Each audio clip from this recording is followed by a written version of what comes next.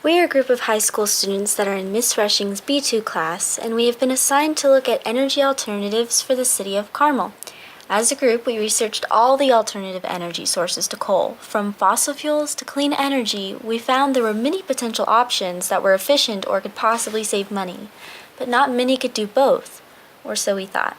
Wind energy took our interest, and immediately we found the best and most efficient source was high-altitude wind energy because of its non-depletable nature, low startup and maintenance costs, and the fact that it has very little impact on the environment.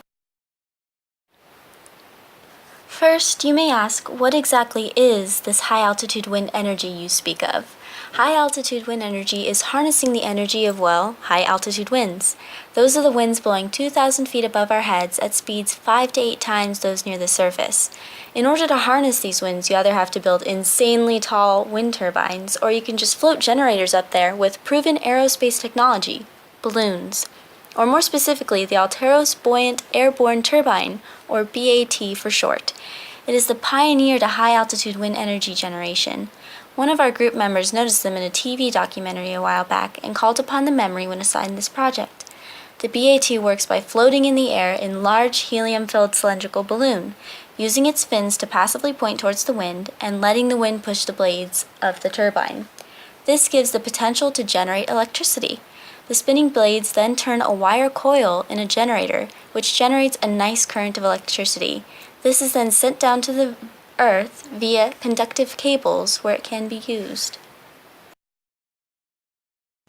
Because, to a lot of people, money matters more to them than the environment, we'd like to mention that the Alteros bat is the cheapest alternative source of energy. Compared to fuel-based sources of energy, such as the burning of fossil fuels in nuclear reactors, the bat doesn't require the input costs of buying the fuel to generate the electricity. The energy comes naturally from the high-altitude winds.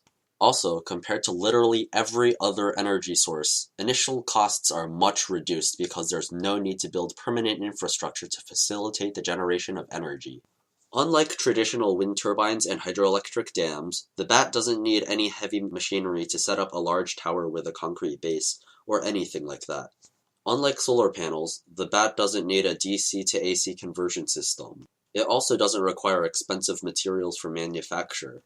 Because it does not require these, the bat costs less to install. Even though the people at Alteros haven't responded to our emails with exact figures, various estimates of installation savings compared to traditional wind turbines are around 90%. Not only are installation costs down, but maintenance costs are also very low. Here we are in the 21st century, and we still have humans running coal power plants that computers could easily run without blinking, getting sleepy, or making mistakes.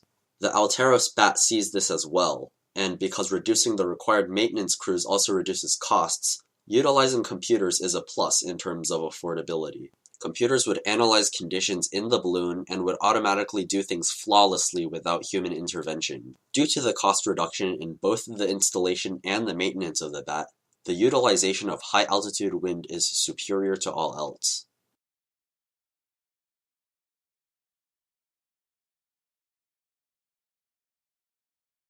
Now that the people who don't really care about the environment have left the room, we can talk about stuff they don't really care about, the environmental impacts of the bat.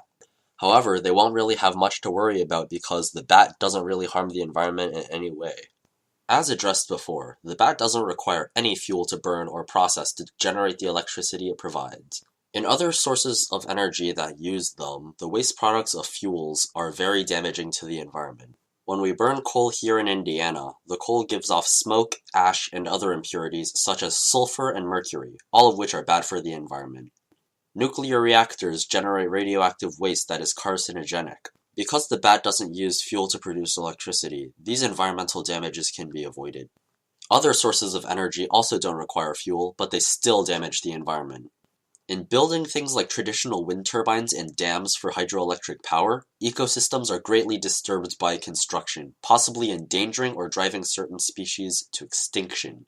Solar energy, even though it doesn't really affect the environment during operation, still damages the environment. Dangerous and expensive chemicals are usually used to manufacture solar cells and dope semiconductors. Wind energy has its own set of environmental concerns as well. People worry about wind turbines disturbing birds and aircraft. At an altitude of 2,000 feet where the winds are, there are no birds. Birds largely reside below 800 feet, but if we happen to run into some Himalayan storks here in Carmel, we may have a smidge of an issue. Just a side note, that was a joke. We do not have any Himalayan storks here in Carmel. I was implying that height is not an issue here. Anyway, the bat also sits safely under the FAA safety regulations, so running into aircraft will be as likely as running into a Himalayan stork. Another issue of wind energy is noise pollution. Unlike traditional wind turbines, bats would be located much further from the ground. Also, their design reduces noise pollution as well. Other people think that wind turbines are an eyesore. Even though it's just an opinion, the bat addresses this issue as well. Because of its design, there are no visible moving parts, making Blimpy things less dizzy to stare at for long periods of time. Overall, the bat trumps all other energy sources with its impact on the natural environment and the human environment. Now, where in Carmel would we be able to find the space to put a fleet of these energy-generating balloons? The answer, pretty much anywhere. If your backyard can fit a standard shipping container, then congratulations, you can fit an Alteros BAT comfortably in your backyard. I measured my backyard and could snugly fit 6. If having private energy for your own backyard isn't your thing, we found a plot of government-owned land where we could have lots of these running, generating electricity for Carmel. Space really isn't an issue because the BAT system is just a balloon with a small ground station.